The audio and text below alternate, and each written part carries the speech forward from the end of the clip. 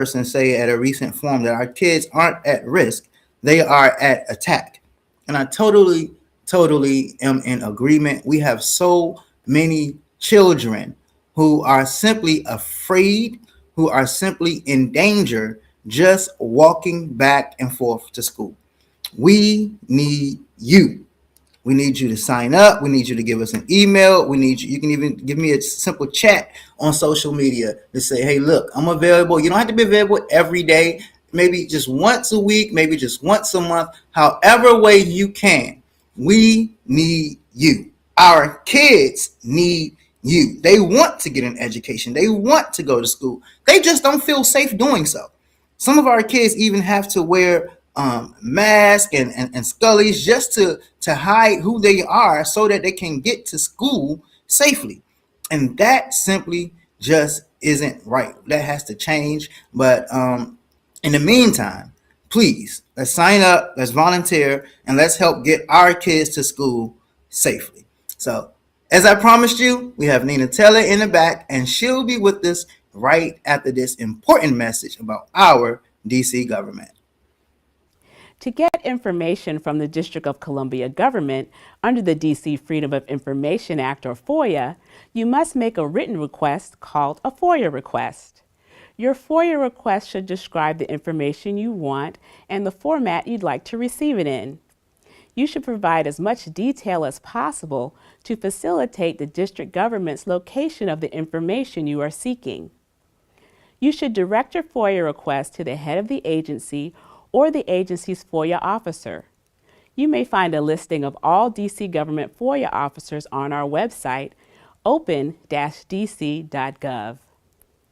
You should be aware that the DC Freedom of Information Act does not require the district government to create documents, analyze data, or answer written questions in response to your request. Also, DC government is required to proactively release certain information to the public. It is a good idea to check dc.gov and opendata.dc.gov before making a request because the information you are seeking may already be available online. For the Office of Open Government, I am Director Nikel Allen.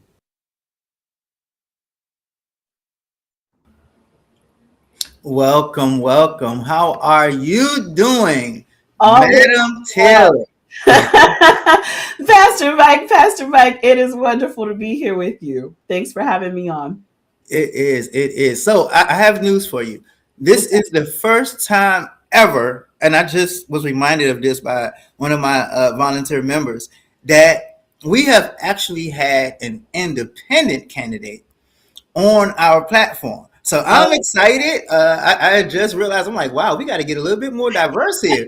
Like, we have never had an independent candidate. And so, I'm definitely excited about this. There's a rumor that DC just doesn't like independents, and we are only for Democrats. There was a great ranked choice voting initiative that we actually passed, but that didn't fully get implemented. Some of it did, but we know that there was a huge portion of it that was for specifically our independent voters like yourself. That's right. So, it is important that we start hearing from our independents in the city. So, how are you? Tell us about you. Tell us what motivated you to say, "Hey, look, you know what? I'm going to run for this government seat, our District of Columbia Council at Large seat." And what actually caused you to be an independent? Yeah, so I'm going to start by saying something you won't ever hear me say again, but I got in this race because of you. Wow. I am asked like 8 times every week for like the last several years, Nina, you should run, you should do something, you should run. And I was watching your interview with Gary, and I was answering all the questions you were asking him. And I think I always needed that little bit of push, but watching that show did teeter me over to like run. And so thank you for this show, this platform, and really asking the tough questions of all the candidates. I really do appreciate it. But the reason I'm in is because I'm ready to just lead and to go about things a little differently and really bring in another strategy, another angle. I am not part of the Wilson Building bubble. I am a national leader. I've been in national nonprofits, both in medical specialty societies, but more recently in policy and in reforms. And I'm a systems person, right? I'm a strategist and a systems person. And there's so many things that work really, really well about DC, but there are other things that in this crossroads that we're in, we need to either innovate or iterate, right? But we can't continue the status quo. And so I have worked as a nonpartisan leader. I'm a big fan of open primaries. And as I was digging into election reform, you kind of see how the system is broken, right? You're seeing that essentially what the framers of the Constitution were thinking about didn't take into consideration the millions and millions of people that might have different ideology, right? Whether you're coming at it from a policy side or moral standpoint, nobody fits in just one of two camps. And there are these rises in kind of the middle lane, whether it's Green Party or Libertarians or Forward Party. Like there are a lot of folks that do not see themselves in either one of the major parties. At the top of this year, Gallup actually had a study where it said 45% of Americans now do not fit in either one of the major party camps. So this most independents that we've ever had, politically independent people that we've ever had in this country. And really it is less about ideology, more about how things should work, right? And so instead of getting stymied in between an issue or two, how do we move things forward, right? And so that's kind of where I jumped in as a nonpartisan leader. I've had to sit at the table and make things work with Republicans. I've had to sit at the table and make things work with Dems.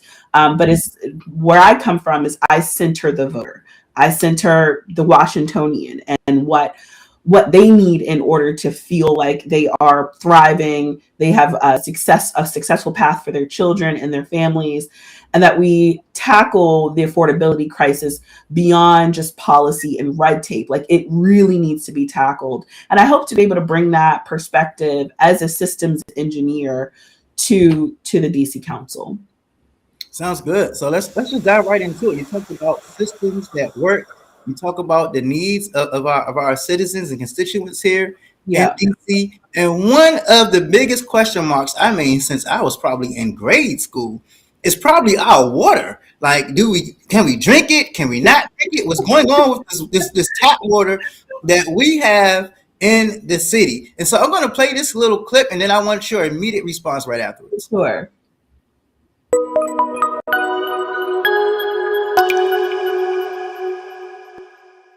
Hey guys, this is Matt. I'm one of HydroViv's water nerds, and in today's episode, we're going to be talking about some of the problems that we found with Washington, D.C.'s tap water. HydroViv is based right here in D.C., so this is an area that we know very well. Let's go full-on water nerd and talk about D.C.'s water.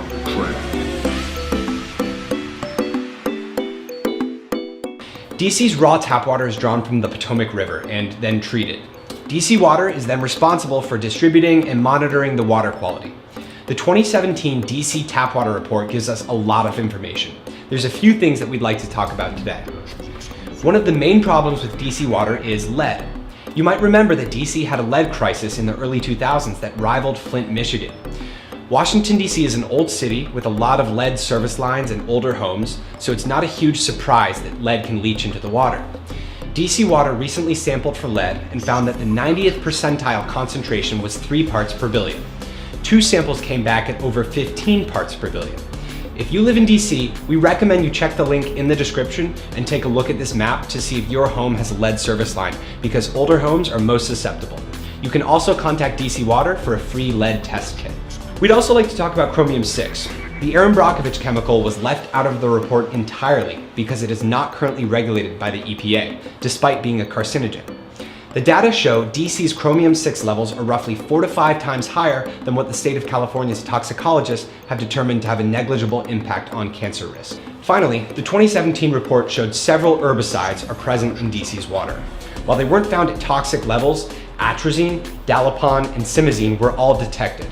It shouldn't be a huge surprise seeing that we draw our water from near the end of a river, so there is an opportunity for agricultural runoff to enter the water supply. Washington, D.C. is Hydroviv's backyard, and the filters that we sell here in D.C. are actually optimized for DC's water. Hydroviv is the only water filter that uses this approach. All the other guys mass-produce one-size-fits-all systems. You can learn more about our water filters by clicking on our website below, and also make sure to hit the subscribe button so that you can learn more about ways to fix your home's water quality and to get water quality alerts. Until next time, Water Nerd out. Shout out to our water nerd in DC. And listen, my man was representing the Washington Nationals. I am excited. The season is coming up. I can't wait to get tickets. I want you to hear this, Council Member Felder, my council member that's always giving away tickets, but I never get selected. I want to get tickets to the Nationals game. So, I mean, I understand that. Water. I'm sorry, what you said? So, what are your thoughts on our water? We know that there was just a sewage leakage in our Potomac River that's been made a big deal of. Who should pay for it? What's going on with it? Yeah. But even before that, like it's just been at one point, we were comparable to Flint, Michigan. So what are your thoughts and what would you do as a council at large to help fix the issues? Yeah, I think that the rollout of the replacement of the pipes definitely could have been systemized in a different way, and really communicated with folks like what it would take to, maybe even dig up their front yards. And I know that they had people kind of come around asking about, replacing pipes, but that really needed more education before, going door to door. And then I do think that DC, I know that there's a current push to establish like a secondary drinking water source. That's something that I would want to learn a little bit more about and would support. I don't think that in a situation where we had just in the Potomac, that not having a secondary or a backup source is something that we should not consider. Like, we definitely need a second source. And then I do think that there have been some groups that have been able to provide families with like filtered water pitchers, right? And so making that kind of a staple, especially in the wards that might not have all their pipes replaced yet, but giving them everything to make sure that their families are healthy. I think that they do need to do a little bit more just when it comes to the utilities as a whole, and definitely the drinking water being one of them. So speaking of utilities, I just want to get to what you were saying about a government that actually works for the constituents of DC. And there are a couple of things I wanted to highlight on, and I'm going to start with the very first bullet that is on the screen. We will set a strict timer on unemployment claims. That is huge for me as someone who is an educator. A lot of times in the summertime, I have to apply for unemployment. And it usually takes like a month. And so I'm like catching up for a month. And by the time I get ready to go to work, it's like that first actual check is really to like catch up, and it's just a mess. And so like that's a huge issue. So how would you go about doing that? Yeah, I wanted this to be the first thing that I tackled because I actually have experienced this. I was working for a startup out of New York that essentially riffed the entire department and went from not ever thinking about unemployment claims to actually having to go through this process in DC. And it took me 3 months to get an unemployment check. It took me months to get SNAP benefits, and something that I had already paid into and the organization that I was with had already paid for. It still took months to get there. And I just remember the worry and kind of all of the drama that surrounded that. And then when I was thinking about my policies, it is like times 10 now because there are so many people in the district that are currently unemployed, right? And so back when they didn't necessarily have like a bandwidth issue, they do now. I ended up having to go into the office rather than doing anything online because the system would time out. I learned that the systems don't talk to each other. It's very antiquated. And when you are left with delays, that to me starts to creep into equity, right? Like if I'm not able to pay things on time, if it's starting to impact my credit, and a lot of this is being done without thinking about the end user, without thinking about what that person is going through. And so they just need a system upgrade. That's kind of what I learned while I was sitting in there, because I was asking questions while trying to figure out, like, when am I going to get this? And so I want to tackle efficiency. I want to integrate systems so that they talk to each other, build out dashboards for transparencies, and hold folks accountable when they aren't delivering. Yes. And here's a good word: real teeth in oversight. Implementing automatic triggers for agency audits and leadership reviews when performance targets are consistently missed. Let me emphasize consistently. Consistently missed. That's a huge problem. It's no secret that our council, and I feel like we went through this the last couple of elections, talking about the lack of oversight from our council over these agencies. How are you going to fix this? It seems like everyone is running, and they're talking about how they will perform this oversight, how they will do this oversight, and they get elected and then there's no oversight, and so, I've even made calls to people and it's like, yeah, we'll get back with you. And if I'm not like, somebody's mother just constantly harassing and calling and emailing, then I don't even get a response or get the effort, should I say, that it deserves. So how will you do this? Yeah, I've only made data-driven decisions, right? And so in order to have data-driven decisions, that means you have to audit, you have to evaluate, right? Like sometimes you might have to have qualitative conversations and quantitative conversations.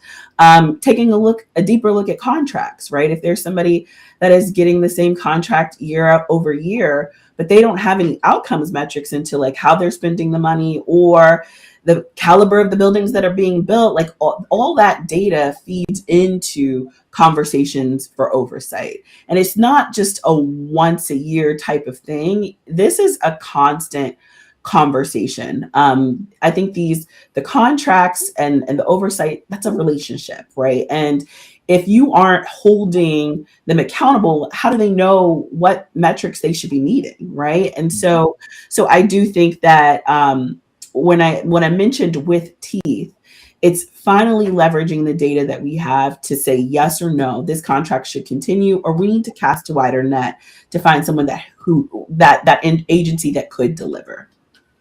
So basically, are you saying that our council isn't data driven enough? It's hard for me to send any smoke over to the council. But if you were to look at the bottom line, what I found is that everywhere from parents to teachers to, various committees, you have a lot of data there that is just not being adhered to or even considered because it's not reflective in the policy, right? And so I would have to say, like, yeah, we need some more numbers, right? Like some more people to crunch these numbers, but then to drive that research into action. Sounds good. I totally agree. I think sometimes we see data and even sometimes it's ignored. Yeah. So I'm excited. I some very good responses. So that kind of carries us over right into our talk on the economy. And there are a few things that you talked about. Not a few. There are a lot of things that you talked about that is mentioned on your website when it comes to the economy. But I did want you to expand. I think we might spend probably more time on this than the other subjects, because I just want you to expand on some things that the average voter may not know about, starting with the Supermarket Tax Exemption Act that offers deeper, more aggressive incentives for full service grocers that commit to Ward 7 and 8. Now, I'm a Ward 7 resident, and I moved over to Ward 7. I grew up in Potomac Gardens in Ward 6, moved over there to Ward 1 for a few years, and here I am in Ward 7. And I got to tell you, it's a huge difference. Huge difference. I love my ward, but I am so used to being able to walk to 2 or 3 grocery stores. Yeah. I am so used to being able to have a better selection of food. Like I go in a Safeway on Minnesota Avenue. Oh my God. Half the stuff is expired. Yeah. And so like I think I told you previously before the show, like I'm at a point now where I have to I'm literally at a point where I just order everything because the grocery stores that's nearby, it just to me aren't worth going to. So explain more about this Supermarket Tax Exemption Act for people who don't know. Yeah, so I moved from the waterfront to Deanwood, and it is a huge difference. I still pay the same amount in taxes, right? I'm still as active as ever in my community, but it's a huge difference. And to me, I just saw a disparity. As a data person, I went on the USDA's site on what classifies as a food desert, right? So it's proximity, so X amount of miles per urban center, the caliber of food that you're able to receive from the grocer.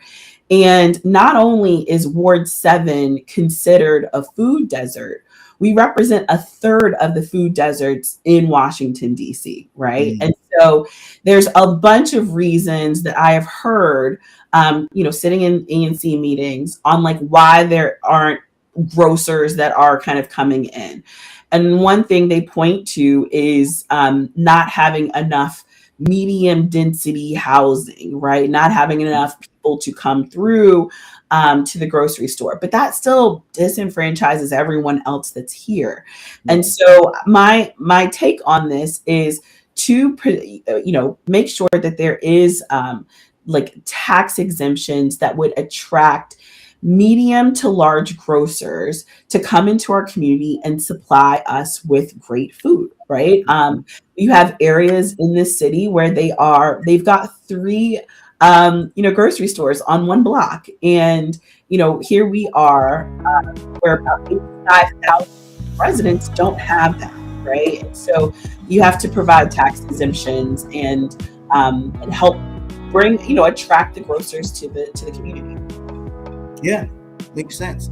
Another part of your economy plan I was looking at, let's skip over to protecting local roots. It says growth should not mean displacement.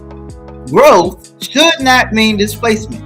We commit to supporting legacy resident protections, incentivizing developers to include space for long-time local vendors, and ensuring that new projects provide tangible benefits like community centers and job training for both help from the government. There are too many obstacles in place to just simply start training up our youth, and also for them to be able to have a hub or a site so people can come to and say, hey, look, I need this type of work done. I need this type of work done. And he has a brilliant plan, but he just can't get any help. So I'm definitely excited to see that is on your radar, and just expand on that a little bit more. Yeah, and so to start at the beginning, I went away to school. I went to the school in Pittsburgh, and when I came back home, I remember telling my dad, "Oh my God, the city's so different now." Right? And and that's 4 years. But I had family that was moving out because it got too expensive, and especially the older family where that home and that block is all that they've ever known. It's hard to measure that with the amount of cranes you see swinging all across the city. And they should have a place too. They should be able to keep their homes and not be taxed out of them, or the incentives go to the big builders, not to the folks that have actually built this community. And so I think not only protecting local roots, but protecting our seniors and our aging population to make sure that they can stay in the home that they built their family in. I do think that, my older brother's an electrician too. And I think that trades, my whole family's in construction. If you ask them what I do for a living, they have no idea. They think I go to Hogwarts. No one knows how tuition is paid. But I think that trades are a great stabilizer in the community, right? If you think about all of the services that you need, from plumbing to HVAC to building up huge apartment complexes, you need the trades to do that. And so what I would hope in my economic plan is to cut some of that red tape so that there are more businesses that are able to pop up with different business models, right? Some of the business codes that DC has are from like the 80s or early 2000s, right? I think it's time to kind of modernize and bring things in the 21st century. And I think that that's the theme through all of my policies, is that it's time for us to level up, right? If we're going to really meet the needs of today, we can't use tax codes from the 80s and systems from the early 2000s. We've got to level up. Speaking of leveling up and understanding that we are not 30 years ago. Yeah, right. We must stop treating workforce training as a dead end. I will champion a stackable education model that mandates credit transfer agreements between district funding training programs and UDC by valuing every hour a resident spends learning. We create a seamless path from certification to degree, ensuring DC's workforce grows alongside our economy. Right above that, you also talk about future-proof jobs. We're moving beyond just government jobs. I will fight to bring tech, science, trade, and green energy companies to DC to create high-paying careers for our residents. Now that resonates with me because I grew up with a lot of family actually. I went through the Marionberry Youth Program, and they ended up with government jobs. Yeah. And they kind of drilled in me growing up, like, this is the DC way. You got to get a government job. You got to get a government job. You got to get a government job. You know, and so like it's like when you don't land that government job, like as a fresh 18-year-old kid who doesn't really know anything else and has always been taught government. It's like, what else can I do out here in this city that'll actually last? And so I am excited that you are saying, hey, look, we have to do more than just train people for these government jobs. Like, there is so much that we can be doing out here. We just showed someone who works for DC Water, who was doing a great job with just DC Water. So talk about that some more. So the first call I took after I announced was with a student from the Marionberry Summer Youth Program.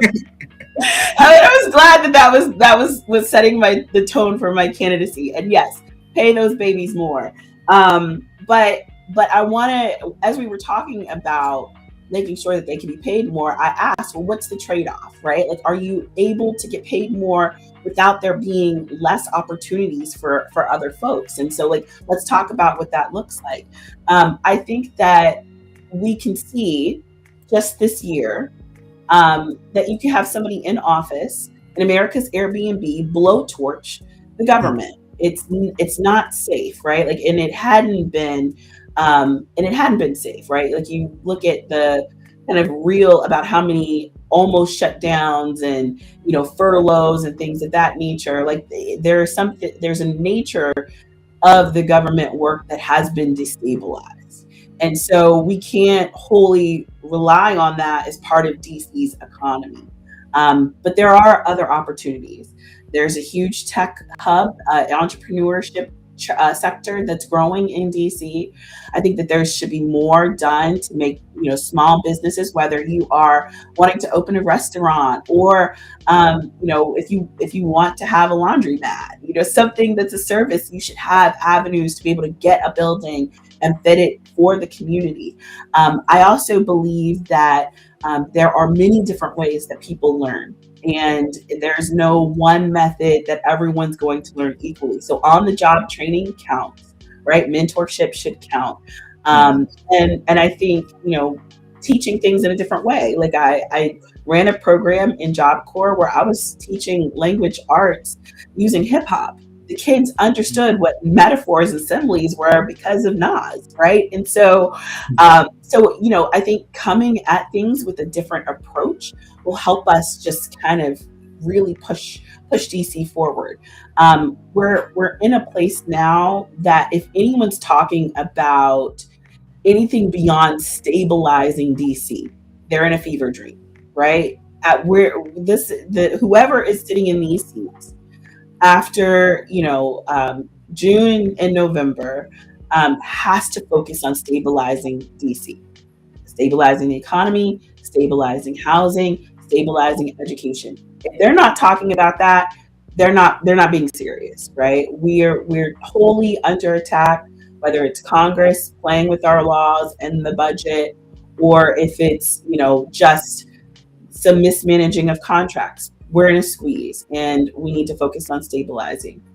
Yes, yes. And listen, shout out Nas. Like if you see this Nas, we've been shouting you out. Like donate, brother, donate. But like shout out to Nas because I actually have I teach poetry at shout out to Monument Academy, Ward 7. But I teach poetry, and I've actually been doing the exact same thing, talking about the metaphors and similes, using Nas and actually also Kendrick Lamar. So like shout out to I'm not the only one. Like shout out to my man Nas. Your lyrics are just what I'm saying, that's my man. Yeah. And they get it, right? Or they start attaching it to something that they know, which is another way people learn, right? And even when I teach, I tell people what they need to know, I show them what they need to know, and then I let them do it, right? So you get more folks that are kinetic. And so that's how we should go about career training. Yes. And we're coming into, I think the next wave of the generations are the most entrepreneurial generations, right? And we can't expect everybody to go to a 4-year school. They might be able to get credits and workforce development under their belt and thrive without the debt. And so I think you know what? Or like if you're in my situation, I'm 100% transparent. When I first left high school, my college was at Everest. I went to Everest. And so the situation that I'm at now is whenever I want to further my education, no college will accept my credits. Right. And so it's like I have to start all over now. How discouraging is that? It's like, oh my gosh, like I'm not gonna lie, like I have been procrastinating going back to school because it's like I don't want to start all over, but I have gone through so many programs and gotten so many certificates. Like, shouldn't these count for something? Yeah. And so like I am thrilled at that plan that you have, because like please implement it. You got my word. I just need the spot. Yes. So listen, you heard it here first. Nina Taylor running for DC Council at Large. I know so many people who have gone online and gotten all of these certifications, gotten all of these credentials, but don't have the degree, and they're trying to figure out how can I put it all together to make it work. These will count as credits towards your college at UDC. I absolutely love it. I also absolutely need it. So yes. Thank you. I mean, it should count. And I think we want to create a world where people commit to being a lifelong learner. And if you keep creating hurdles and barriers to success and through education, how, like, what are we doing, right? And so I do think that having a universal credit transfer and more trade training programs and mentorship is absolutely needed. Yes, exactly. And shout out to our former President Joe Biden. For a long time, I was just really depressed and feeling like all of this was for naught. But at least he made me feel a little better by forgiving my college loans. Praise the Lord. So, shout out to the former president for that, at least. Of our economy and different jobs available. Our viewers may not know about what's coming, and I just want to educate you with this short video, and then we'll get right back to it. Big news for Anacostia and the district. A transformative project is on the horizon. DC has announced plans for a world-class wellness resort at Poplar Point, in partnership with global wellness developer Thermi Group. The $500 million, 500,000 square foot facility will be built over 3 years and is projected to draw 2 million visitors annually. The site, located along the Anacostia River, will feature upscale relaxation, over 20 saunas, indoor pools, and even water park-style slides, all open year-round, 16 hours a day. The project is expected to generate 5,000 temporary construction jobs and 700 permanent positions, marking a major economic boost for Anacostia. Local leaders are calling it a game changer. You can experience art, culture, well-being, and enjoy incredible food, all in one place, says Therme. That's the vision behind Therme DC, which will transform 15 of the 110 acres at Poplar Point into a vibrant destination. Therme Group has locations across Europe, but this marks its first US investment. Therme DC will include an indoor water park with slides for adults and kids, multiple pools and swim-up bars, along with steam rooms and saunas, bringing together recreation and rejuvenation under one roof. Mayor Muriel Bowser, speaking at the city's annual economic development event called Poplar Point, one of our last great waterfront opportunities on the East Coast. But one hurdle remains. The land is still federally owned and won't transfer to the city until a public safety facility and helipad are relocated. Still, city officials estimate the resort will generate $1.5 billion in tax revenue over 2 decades, and say it could reshape the east side of the Anacostia, drive tourism, and support local business. So yeah, that is definitely huge. We're talking about thousands of jobs, and we're talking about hundreds of different jobs other than DC government. I know people who look forward to the spring and summertime because they enjoy being a lifeguard. Mhm. This is something that will open up the door for you to have a job all year round. So, as you said, we still have a few more hurdles, but it's widely believed that we will get to that point, and I'm excited about what's coming to Poplar Point. Yeah, I think that's exciting, but we have to admit that that AI video was creepy. That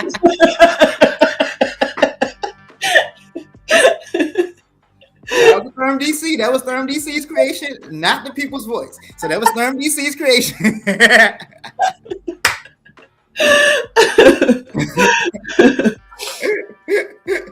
I think you're the first person that I showed that video to that said it was creepy. it needs a little warning. It's triggering. It needs See, this is what you get when you have an independent on the show. Like they're not tied to anything, and they're like, let's figure out what it is, and let's say what it is. Unbought, unbossed. I love it. I love it. I love it. This is a real independent, not somebody who just switched to get to see. I love it. You know, no shade, no shade, no shade, no shade, but this is a true independent. The first one. So I'm excited. I'm excited. I'm excited. So let's just go right into housing, which is a huge issue in our city. First off, is the lower rent for car-free living. Listen, I do not drive. I do not own a car. I, as everyone might know, because I make such a fuss about it, I'm probably one of the few east of the river who literally raises hell about bike lanes in the need. I am a biker, an avid biker, and so I don't feel like it's fair that my parking spot is included in my rent. I don't need it. I don't want it, and I shouldn't have to pay for it. How much would it save you if it was unbundled? How much is your parking spot? What is 50 times 12? Are you serious? Yes. That's $50 a month. 50 a month. So $600 a year. Yep. Okay. I would take it. I definitely will take it. Yeah, when I was in the waterfront, it was about $200 and some a month, and it would just tick up. Like I was there for 7 years, it just would continuously tick up, and so beyond that, it should be unbundled. But then there are buildings that, because of zoning laws, they have to account for garage parking, and so those little numbers start to creep into how much you pay for rent. And so, yes, unbundle the parking, but then investigate those kind of parking zoning laws to unbundle that cost that the builder is pushing over to you. Yeah, and I might add that specifically in that particular part of town, there are people who find interesting ways to make their parking spot make money. Yeah, for sure. Yeah. I mean, you gotta hustle. Yeah, everything is hot. Everything is hot. Do what you need to do. Unfortunately, I'm over in Marshall Heights where I can't make money, well, at least until 2030, maybe when the football stadium arrives. Oh, for sure. You got to come up. I would be like, Pastor Meg, why are you on SeatGeek? Yeah, because I have a parking spot that I don't need. Yeah. Well, let's get back into housing a little bit more. We're talking about a legacy tax credit. If you lived in your home for 20 plus years, you shouldn't be priced out of it by rising taxes. Yeah. You are proposing a special tax credit to freeze those costs for long time neighbors. Yeah. That's something that's been talked about for quite some time. We haven't quite gotten it to fruition yet. Yeah. How will you go about getting that in to come to pass? I do think that the stadium resurrects this as something that is mission critical, right? You kind of see what happened with the Nat Stadium and the buildup around Navy Yard. I think it gives some more teeth. Yes, we're excited that the stadium is coming towards 7. However, if you look at the demographics of this community, we do have quite a few seniors that could be potentially priced out of their home because of the rising taxes that we need to protect them.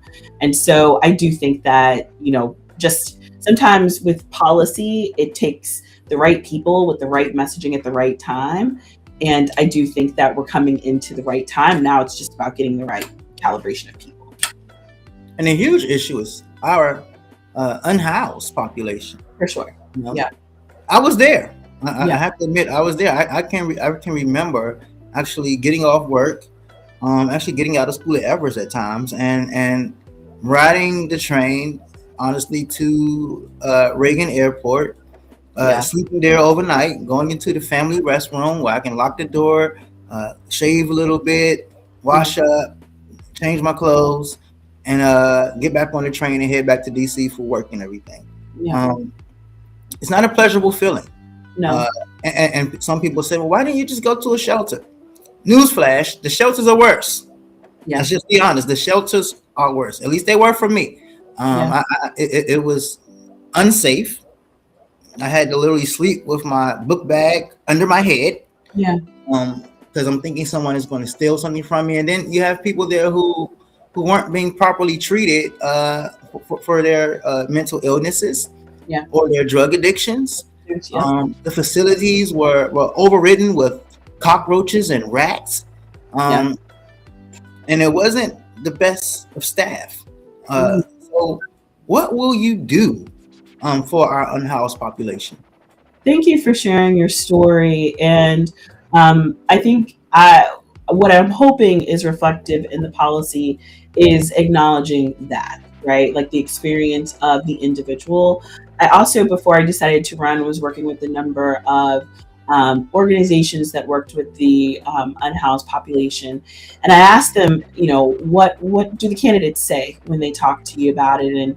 And it was always, the broken promises, right? So I would tell them X, Y, and Z needs to get done. They get into office, it doesn't get done, or they don't take the calls anymore.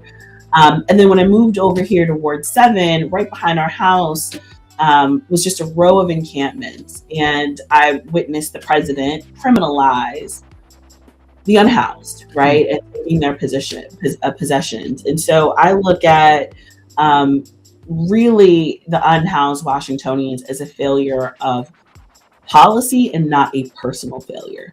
And so I would, of course, advocate for additional housing vouchers, leveraging some of the space, the empty spaces, the federal buildings in DC, for more facilities, better facilities, supporting those organizations like Smile for youth that are part of the LGBTQ plus community to have homes and mentorship.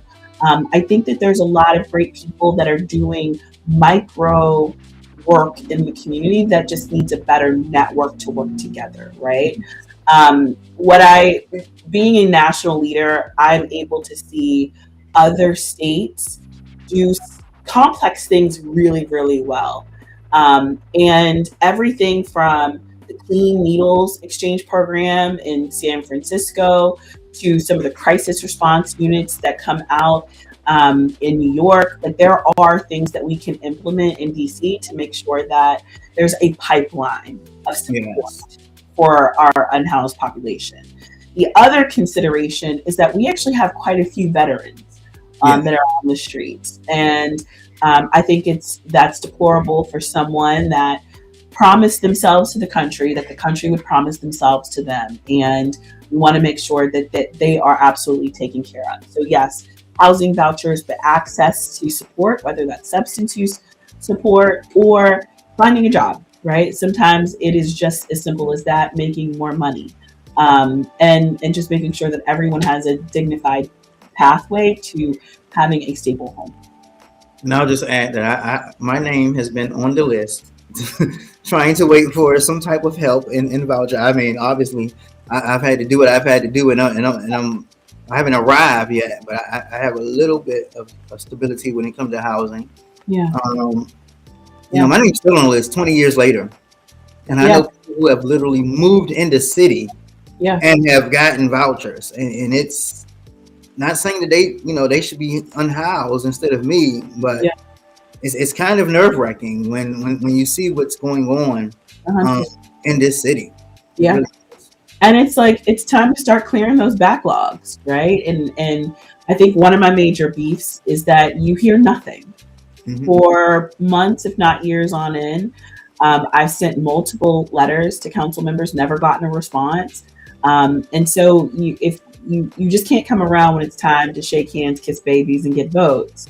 You gotta do the job, right? Like the full job, and that is the communication with the constituents. I couldn't imagine not meeting metrics in a nonprofit and then want to keep that job. Yes. While we're talking about the subject, listen, if you are unhoused in need of shelter, if you know someone that is unhoused and you know there's snow on the ground, our temperatures sometimes are reaching hypothermia alerts, please don't hesitate to call the DC Shelter Hotline, 1-800-535-7252. When you see someone on the street, if you are on the street, please do not hesitate. If you're someone like I was who just, don't want to go to a shelter, listen, there are vans that will come out that will give you blankets, that will give you toiletries that you need, that will give you a hat, gloves, scarves, that will even offer, they even have meals in the van that they can pass out. So please, if you are in need, if you know someone else who's in need, don't hesitate to call the hotline. So we're at a point now where we're approaching the end of our show, but I do want to play one more clip. We didn't get to touch about education, but I want to play one more clip. I'm just going to play a little short part of it, maybe about 2 minutes. Okay. And I want your reaction in 1 minute. And here we go. Now a story you're seeing first on WUSA 9. School isn't always easy for our children, but getting there shouldn't be stressful. Some students in our area spend hours every week commuting across town. Kids who live east of the river have the longest commutes. Delia Gonzalez tagged along to get a better look at what education equality really looks like. The day starts around 6 a.m. for 13-year-old Julie Behrens. Around 7, she and Dad leave home in the Hillcrest section of Ward 7 and drive to Union Station. My wife and I are both from DC, and we were kind of thrown on the metro at a young age as well. We look at it as a learning experience. Julie has learned the bus system and the metro system. She's gain a certain amount of independence. JB is an optimist, but he breaks it down. It's not just the drive to school, it's everything about education in DC that's a bit overwhelming. From deciding where your kids go to grade school, getting in, jockeying for position, all of that is very stressful. About 25 minutes later, Julie steps out at Union Station to begin her leg of the journey, meeting other middle school commuters along the way to Tacoma Park. Then she heads to the bus for the final ride. Have a good day. To DC International Public Charter School. All in all, it took Julie just about an hour to get to DCI here in Tacoma Park. That was 3 modes of transportation. Now, to begin my long commute back home. My name is Bailey Moore. Bailey Moore is a senior vocal student at Duke Ellington School for the Arts. School here doesn't even dismiss until 5 p.m. It has gotten easier. Bailey has show choir for another hour or so. Tonight, she got off at 7. I'm really tired. Sometimes I go to bed so late that I'm like in class trying not to fall asleep. She's a confident commuter, but says there have been close calls. I went to Easter Market and it was late and I was just waiting for my brother to come, and then I just saw a guy. He was screaming at the top of his lungs, like acting really crazy, and it was really scary because he was like coming this way. Sometimes my parents tell me to wait inside the Starbucks until we get you. I also learned you can't have your headphones on when you're walking. In DC, kids ride free, but these long commutes could be costing them. It's already. That is an unfortunate truth. Yeah. I know firsthand that struggle of getting home from school, having tons of homework to do, and just saying like, look, I need a nap.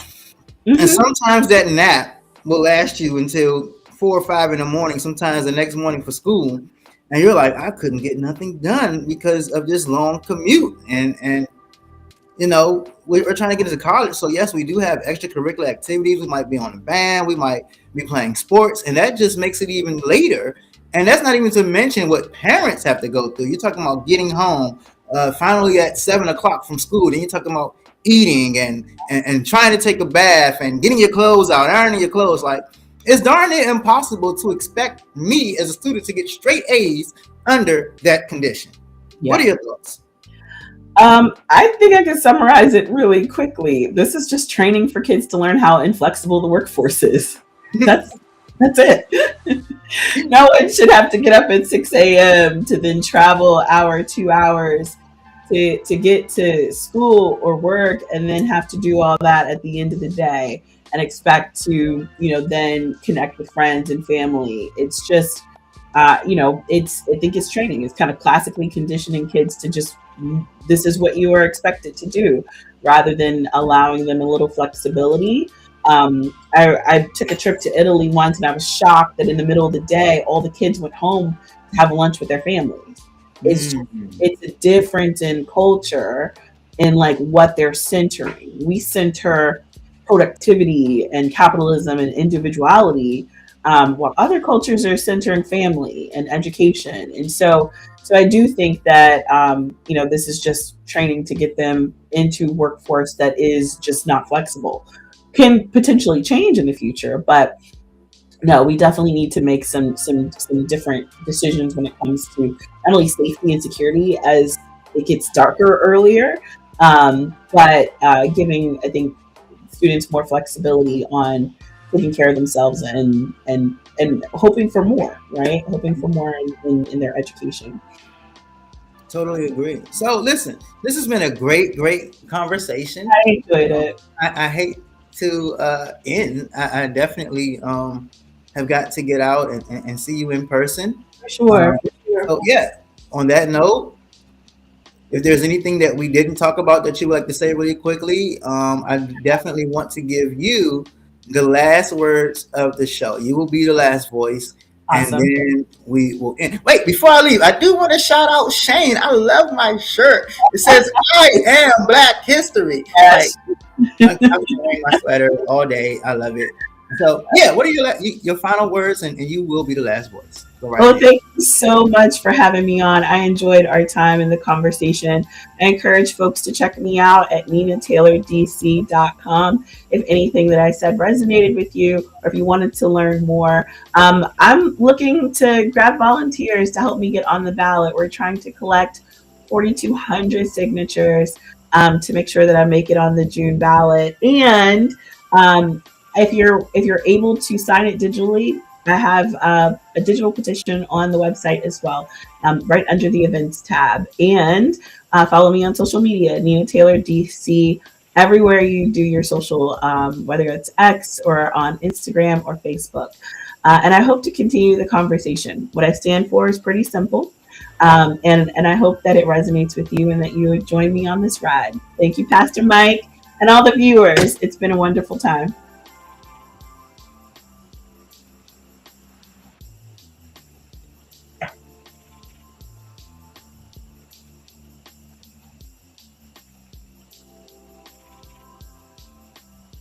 All right, real quick.